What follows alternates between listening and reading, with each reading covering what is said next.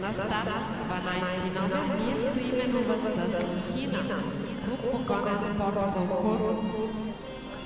Ако трябва да споделя моя опит като курс дизайнер, от години вече не строя 11.20, строя 11.40, 11.50, експериментирах с 11.70 и трябва да ви кажа, че конете нямаха проблем на тези дистанции, но това са задачи, които се поставят от курс дизайнера. Тоест, работата в тройната комбинация е част от задачите в този паркур, така че състезателите трябва да преодолеят това, което е построено от курс дизайнера.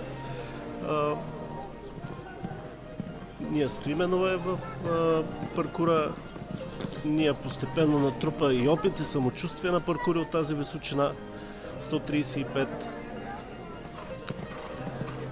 Победителка в снощното надскачане, трябва да кажем. Още една дама, която наблюдаваме, виждате колко успешно коня с какъв аванс скача. Тук обаче отскочи малко отдалеч, казахме тези 5 галопни маха са дълги и тя отскочи отдалеч, слава богу.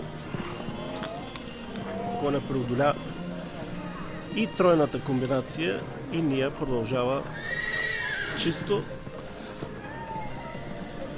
Предстоят още две много технични линии. Тук успешно преодоля станционата, скочи го отдалече, което е и начинът, по който трябва да се скача такъв станционат.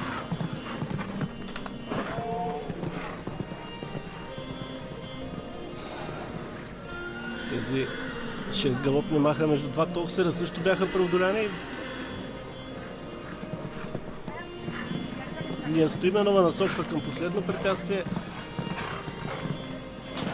В контролното време и е третата състезателка, която ще видим на баража. Чист паркур в контролното време и това е третият участник, класирал се за бараж.